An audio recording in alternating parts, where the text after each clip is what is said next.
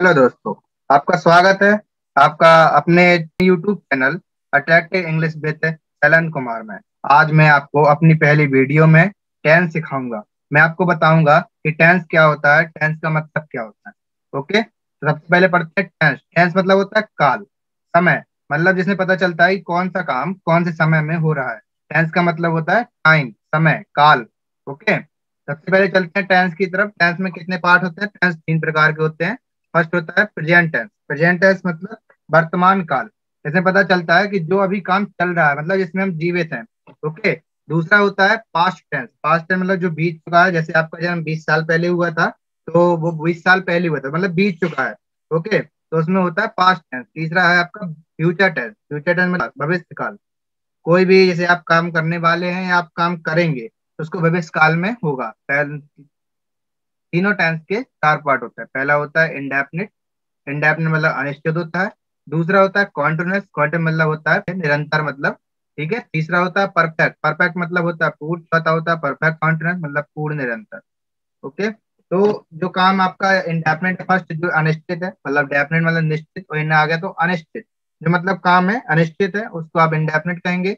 जो कॉन्टिन्यूअस है उसको आप निरंतर कहेंगे। तीसरा होता है परफेक्ट, उसमें आपका पूर्ण काम होगा, जो काम पूरा हो चुका है। और परफेक्ट कॉन्टिन्यूअस, जो काम आपका पूरा भी हो चुका है और चल रहा है, उसे कहते हैं परफेक्ट कॉन्टिन्यूअस। आगे चलते हैं सबसे पहले टेंस प्रेजेंट इंडेफिनिट टेंस की तरफ, और देखते हैं कि कैसे प्रेजेंट टेंस आप लोग बनाते हैं। आपको अगर कहीं भी कोई भी टेंस मिल जाता है तो आप कैसे पहचान पाएंगे कि यह प्रेजेंट इंडेफिनिट टेंस है।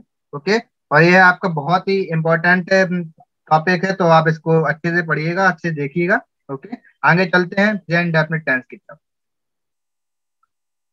प्रेजेंट इंडेफिनिट टेंस वर्तमान अनिश्चित काल। प्रेजेंट मतलब वर्तमान, इंडेफिनिट मतलब अनिश्चित, और टेंस मतलब काल, वर्तमान अनिश्चित काल।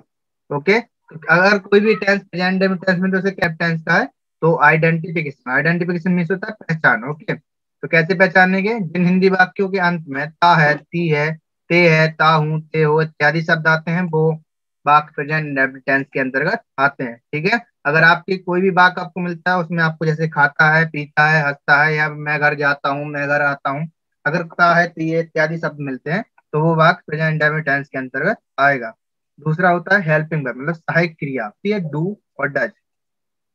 आगे चलते हैं वाक्य को, जैसे ही आपको प्रेजेंट टेंस बनाना होगा या कोई सेंटेंस बनाना होगा, तो उसके लिए कुछ रूल्स है। तो आगे चलते हैं, रूल्स को पढ़ते हैं। ओके, पहला रूल है साधारण वाक्य में आपको एक वचन करता में मुख्य क्रिया के साथ एस आई एस लगाना है। अगर बहुवचन करता है तो उसमें एस आई एस नहीं लगाना है। दूसरा है यदि वाक्य नकारात्मक है तो आप सहायक क्रिया एक वचन कर्ता के साथ डज नॉट लगाएंगे तथा बहुवचन कर्ता के साथ डू नॉट लगाएंगे। आपका तीसरा है यदि यह वाक्य क्या शब्द से शुरू है तो वाक्य कर्ता के अनुसार ही बनेगा, और उसमें सहायक क्रिया जो होगी, अगर एक वचन है तो डज लगेगी, और अगर बहुवचन है तो डू लगेगी। ओके, आगे चलते हैं। यदि वाक्य के बीच में प्रश्नवाचक शब्द जैसे कब, क्यों, कैसे, कौन इत्यादि शब्द अगर आते हैं, तो वाक्य में सर्वप्रथम उसी शब्द प्रश्नवाचक शब्द की अंग्रेजी लिखते हैं तथा उसके बाद कर्ता के अनुसार सहायक क्रिया लगाते हैं। और सहायक क्रिया जैसे अगर एक वचन है तो डज लगेगी, बहुवचन है तो डू। सबसे मोस्ट इंपॉर्टेंट जो रूल लास्ट का, अगर प्रश्नवाचक वाक्य के अंत में आपको प्रश्नवाचक चिन्ह जरूर लगाना है। ओके, आगे चलते हैं। सबसे पहले अफर्मेटिव सेंटेंस देखते हैं। अफर्मेटिव सेंटेंस मतलब साधारण बात कैसे बनाते हैं, इसका क्या फॉर्मूला होता है, फॉर्मूला देखते हैं। सबसे पहले आपको सब्जेक्ट लिखना है, कर्ता, जैसे कोई काम करने वाला कौन जो काम कर रहा है उसको पहले सब्जेक्ट लिखेंगे। फिर आपको मेन वर्ब लिखनी है, मुख्य क्रिया जो होगी, एस या एस लगाना है अगर सब्जेक्ट सिंगुलर है तो। फिर उसके बाद ऑब्जेक्ट लिखेंगे, फिर उसके बाद अदर मतलब अन्य। रूल देख, ही सी इट नेम, अगर आपके पास ही है, सी है, इट नेम अगर आपको ये मिलते हैं तो उसमें एस एस आपको लगाना है। अगर आप उसके बाद आई वी यू या कुछ भी मिलता है तो उसमें एस एस नहीं लगाना है। ओके, मैन वर्ब में आपको एस एस कब लगाना है? जब ही सी इट नेम होगा। अगर उसके बाद और कुछ है तो एस एस नहीं लगाना है, एक वचन कर्ता के साथ लगेगा और बहुवचन कर्ता के साथ नहीं लगेगा। आगे चलते हैं, एग्जाम्पल देखते हैं।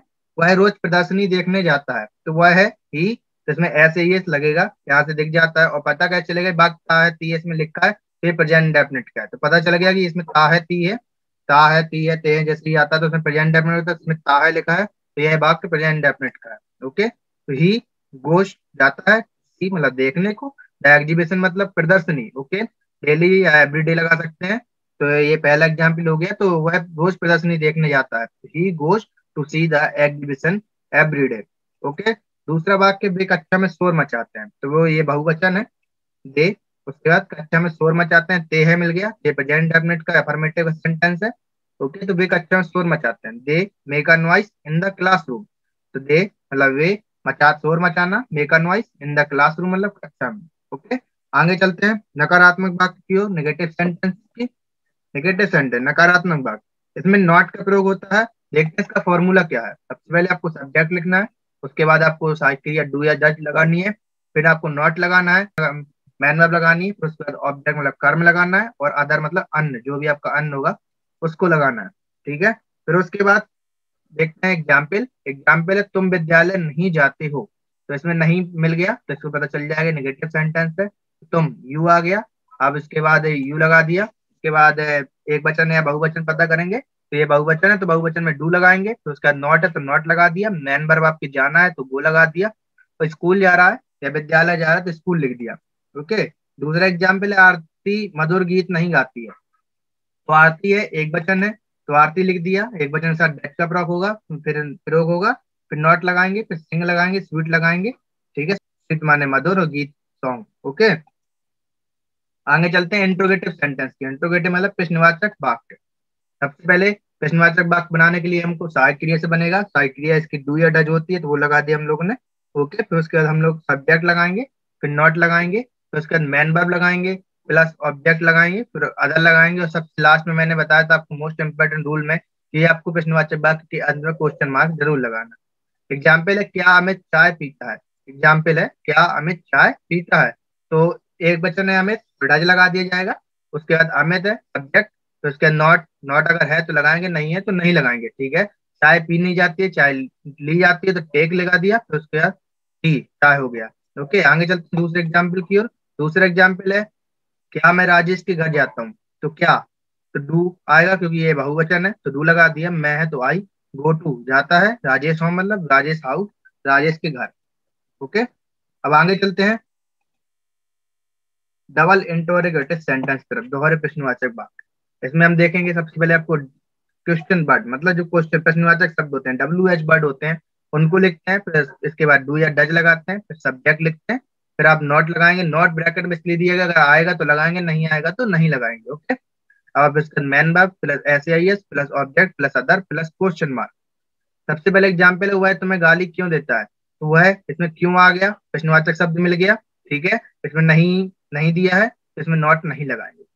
बनाते हैं इसको, चलते हैं। सबसे पहले क्वेश्चन वर्ड लगाएंगे, क्वेश्चन वर्ड क्यों, भाई आ गया, डू या डज किएगा, एक वचन है तो डज लगा दिया, सब्जेक्ट करता हुआ है तो ही लगा दिया, और एब्यूज मतलब गाली देना होता है तो मैन वर्ब लगा दी, ऐसे ये नहीं लगेगा, और ऑब्जेक्ट जो है उसमें यू, तुम्हें, ठीक है तो यू लग दिया। आगे चलते हैं, मीना कब उठती है, तो वैन मतलब जब कब, और डज लगा दिया क्योंकि एक वचन है, मीना है तो मीना लिख दिया, उठना गेट अप, तो van does Meena get up, और मोस्ट इंपोर्टेंट रूल के अकॉर्डिंग क्वेश्चन मार्क भी लगाना है। ओके, आगे चलते हैं। रूल से यदि वाक्य में कौन शब्द आए तो उसे कर्ता मानते हैं। ओके, अगर वाक्य में आपको कौन शब्द आ जाए तो उसे कर्ता मानते हैं, और मुख्य क्रिया में ऐसे यस लगाते हैं। एग्जाम्पल देखते हैं, तुम्हें कौन पढ़ाता है, तो कौन है तो हु, टीचर्स माने पढ़ाता है, यू माने तुम्हें, तो तुम्हें कौन पढ़ाता है, तो आपने कौन है तो इसको क्या बना दिया, आपने कर्ता बना दिया, पढ़ाता टीचर्स माने, यू माने तुम्हें। दूसरा एग्जाम्पल है कहानी कौन सुनाता है, उसी प्रकार से कर्ता मानेंगे कौन को तो हु आ जाएगा। ठीक है, और सुनाना मतलब टेल्स, द स्टोरी मतलब कहानी। आगे चलते हैं अगले रूल की तरफ। यदि वाक्य में कभी नहीं शब्द मिले तो एक वचन कर्ता में मुख्य क्रिया के साथ एस ई एस लगाते हैं, बहुवचन क्रिया के साथ एस ई एस नहीं लगाते हैं। ओके, तो एक वचन अगर है तो एस ई एस लगा देंगे, और नेवर लगाएंगे कभी नहीं की जगह। ठीक है, एग्जाम्पल देखते हैं, वह कभी नहीं पढ़ती है, तो सी नेवर पढ़ती, रीड माने पढ़ना, एक वचन है तो ऐसे ही लगाएंगे तो रीड्स हो जाएगा। दूसरा एग्जाम्पल है मैं कभी नहीं लड़ता हूँ, तो आई मतलब मैं, नेवर, ठीक है, और फाइट माने लड़ना।